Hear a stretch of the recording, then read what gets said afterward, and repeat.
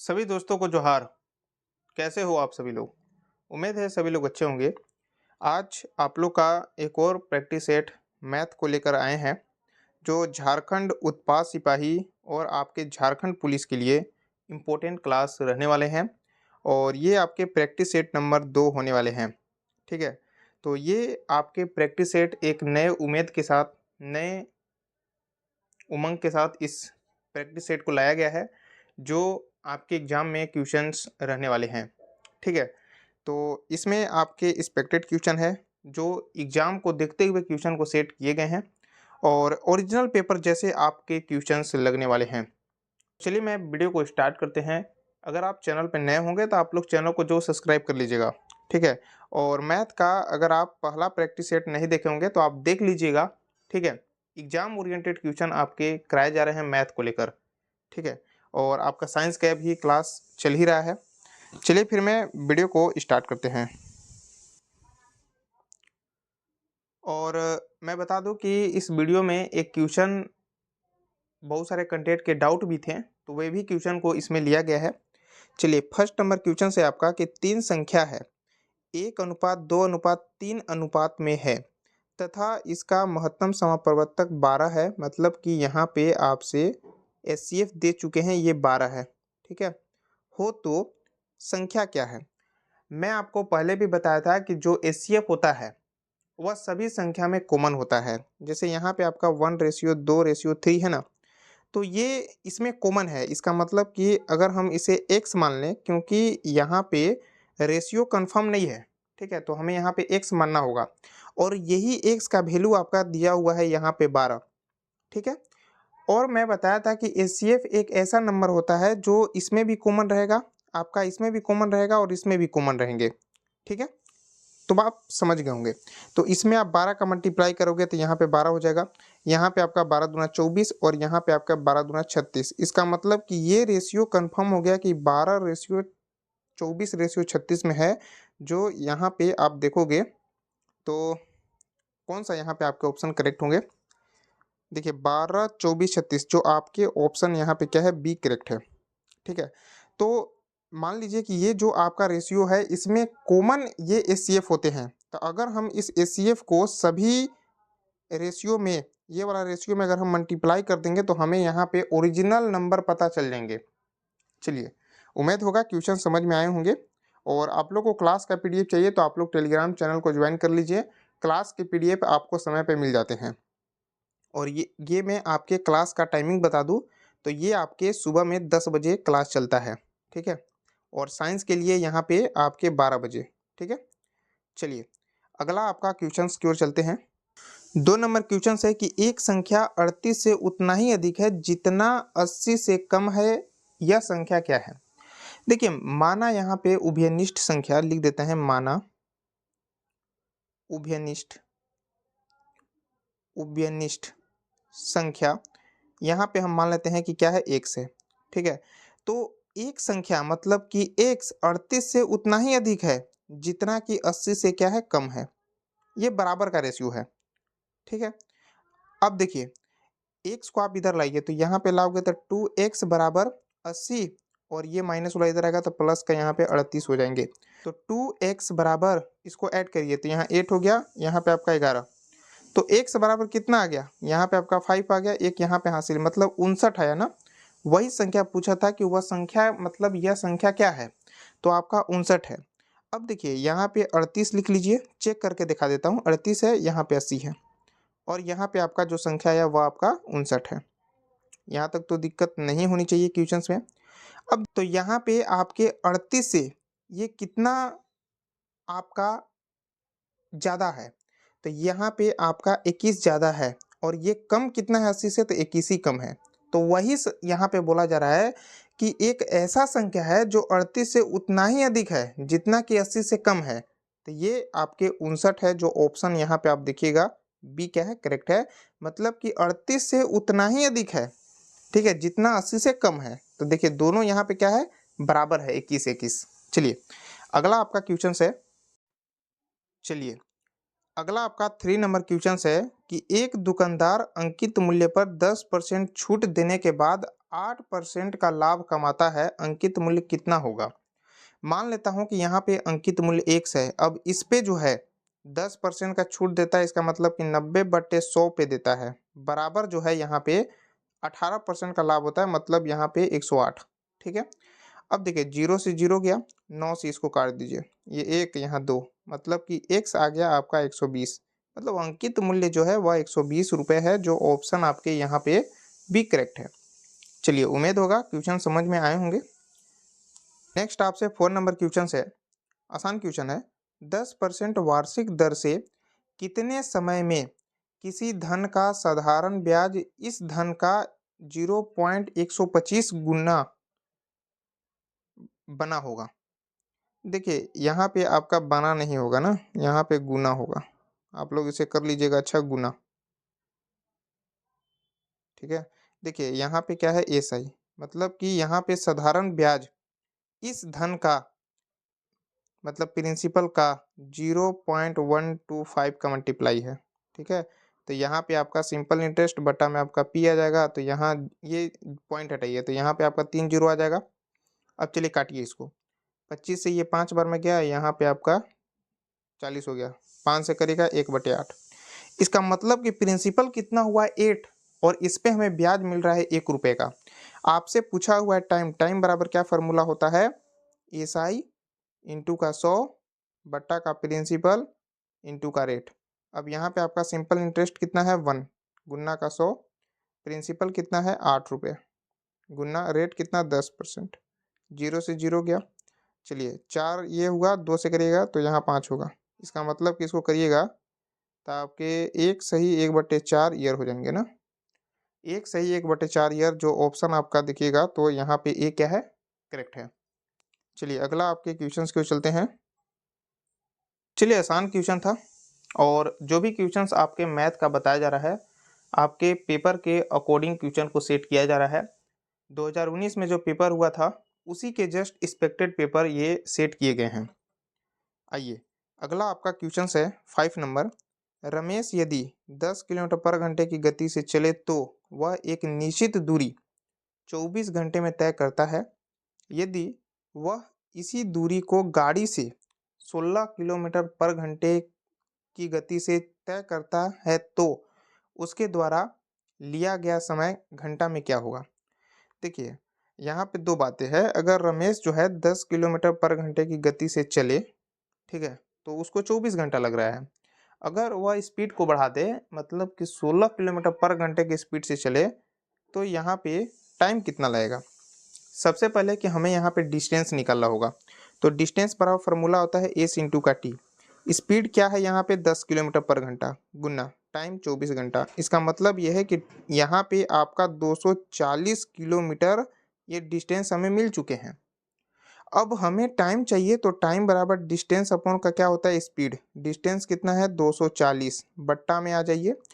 Speed यहाँ पे आपके 16 का चलना है ना, 16। अब इसको काट दीजिए, और क्या, 8 से करिएगा 2, यहाँ हो जाएगा 3, मतलब 30, और 2 से करिएगा, मतलब यहाँ पे 15 घंटा में ऐसा पॉसिबल हो जाएगा। ऑप्शन बी आपके करेक्ट है। चलिए, आसान क्वेश्चन है। अगला आपका क्वेश्चन देखते हैं क्या दिया हुआ है। और आप लोग को मैथ का वीडियो कैसा लगता है, ठीक है, आप कमेंट बॉक्स में जरूर बताइएगा। चलिए, अगला 6 नंबर क्वेश्चन है कि 35, 37, 49, 41, बी 45, 47 का औसत 41 है, बी का मान क्या है? देखिए, मैं बताया भी था कि इस टाइप के क्वेश्चंस आपके 2019 में आया था, ठीक है, और कराया भी हूँ। 2019 के पेपर का सॉल्यूशन अगर आप नहीं देखे हो मैथ को लेकर, तो आप लोग देख लीजिए, क्योंकि जब आप मैथ का क्वेश्चंस देख लोगे तो आपको फाइनली पता चल जाएंगे कि एग्जाम का लेवल मैथ का कैसा है, मतलब मैथ में कैसा क्वेश्चन आता है, लेवल क्या है, ये आप लोग को फाइनली यहाँ से पता चल जाएंगे। तब आप जब प्रैक्टिस सेट देखोगे तो क्लियर पता चलेगा कि हाँ, जो मैं करा रहा हूँ ये एग्जाम में ऐसा ही आने वाला है। चलिए, औसत बराबर मैं बताया भी था फॉर्मूला, अंकों का योग बटा अंकों की संख्या होता है। चलिए लिख देता हूँ, औसत बराबर आपका होता है अंकों का योग, ठीक है, और बटा में आपका हो जाएगा अंकों की संख्या। संख्या। क्लियर है? अब देखिए ये क्या है, अंक है, तो ऊपर हमको अंकों का योग करना होगा ना, ठीक है। चलिए करते हैं, आसान है क्वेश्चंस। औसत कितना है 41, तो यहाँ पे आपका 41 हो गया बराबर, ऊपर वाला सभी का ऐड कीजिए क्योंकि अंकों का योग होता है ना, तभी आपने यहाँ पे बी का वैल्यू निकाल पाओगे। तो ये हो जाएगा 35 प्लस का 37 प्लस का 39 प्लस का 41 प्लस का बी प्लस का 45 प्लस का 47। अब नीचे क्या है, अंकों की संख्या। आप काउंट कर लीजिए कि अंकों की संख्या कितना है। एक, अच्छा ये तो औसत है, इसको तो काउंट नहीं करनी है। 1 2 3 4 5 6 7, 7 हो गया। अब इस 7 को क्या कीजिए, इधर भेज दीजिए, तो यहाँ 41 गुना 7 बराबर, इसको इसको इसको और इसको ऐड कर लिया आप। ऐड करिएगा तो यहाँ पे आपका 244 आएगा, ठीक है। 244 और प्लस का क्या आएगा बी, इसको मल्टीप्लाई कीजिएगा 7 और 7 चौके 28, मतलब कि 287, और 244 को इधर ला दो, 244 बराबर का क्या आ गया बी। इसका मतलब कि बी का वैल्यू जब आप घटाइएगा तो यहाँ से पता चल जाएंगे आपके 3 और 4, मतलब यहाँ पे बी का वैल्यू आपके 43 है। जो ऑप्शन आप देखिएगा तो यहाँ पे बी क्या है, करेक्ट है। तो आया था आपके 2019 के पेपर में इस टाइप के क्वेश्चंस, ठीक है। चलिए अगला आपके क्वेश्चंस की ओर चलते हैं। अगला आपसे नेक्स्ट क्वेश्चंस है 7 नंबर। 10 आदमी 7 घंटे प्रतिदिन कार्य करके किसी कार्य को 20 दिन में समाप्त कर सकते हैं। 7 आदमी 8 घंटे प्रतिदिन कार्य करके इस कार्य को कितने दिन में समाप्त कर सकेंगे। एक फार्मूला होता है, ठीक है। M1 व्यक्ति, ठीक है, कितना घंटा काम किया, कितना दिन काम किया, और यहाँ पे W1 होता है, मतलब यहाँ पे कितना काम किया, वर्क। फिर वही चीज़ को दूसरा आदमी, ठीक है, कितना घंटा काम किया, कितना दिन काम किया, और बट्टा में होता है आपका W2। अब देखिए इसका यूज जो है ना, ये जो आपका W2 है, इसका यूज बहुत कम होता है, क्योंकि मतलब जितना काम मतलब करना, अगर रहता कि इतना यूनिट काम करना है तो नीचे आता है, ठीक है। तो ये वर्क W जो है वर्क को बता रहा है कि इतना काम आपको करना है, ठीक है, और इसका यूज नहीं है ऐसे। चलिए ये आपके फार्मूला हो गया, आप इसे याद रखिएगा। देखिए 10 आदमी, तो यहाँ पे मैं 10 लिख दिया, ठीक है। फार्मूला में भी M1 है, गुना 7 घंटे, 7 का मल्टीप्लाई गुना किसी कार्य को 20 दिन में, तो ये तो टोटल वर्क हो गया बराबर। अब यहाँ पे देखिए 7 आदमी 8 घंटे प्रतिदिन कार्य करके इस कार्य को कितने दिन में समाप्त करेंगे, तो मान लेते हैं कि 1 दिन में समाप्त करेंगे। अब ये आपके 7 8 नीचे आ जाएगा, तो यहाँ हो जाएगा 10 गुना 7 गुना 20, और बट्टा में क्या हो जाएगा आपका 7 और 8 बराबर का x हो गया। अब इसको और काटना है, और क्या करना है इसमें, आसान तो हो गया क्वेश्चंस। 7 से 7 गया, और आपके 4 से ये 2 हुआ, यहाँ 5 हो गया, और ये 2 से आपका चला जाएगा 5, मतलब 25 आया ना, क्या आया 25 दिन में ऐसा ये संभव हो सकता है। जो ऑप्शन आपके बी क्या है, करेक्ट है। चलिए अगला आपके क्वेश्चंस की ओर चलते हैं। चलिए 8 नंबर क्वेश्चन है कि 12 छात्रों की एक कक्षा में एक 18 वर्ष के छात्र ने कक्षा छोड़ दी तथा उसके स्थान पर एक नए विद्यार्थी ने प्रवेश लिया। इससे इस कक्षा के छात्रों की औसत आयु 2 माह कम हो गई। नया विद्यार्थी की आयु कितनी है। क्वेश्चंस बेहतरीन है, आता है इस टाइप की क्वेश्चन, आया भी है 2019 के पेपर में ऐसा क्वेश्चंस, ठीक है। देखिए सबसे पहले कि यहाँ पे कुल कुल आयु में कमी कितना हो जाएगा। देखिए क्या है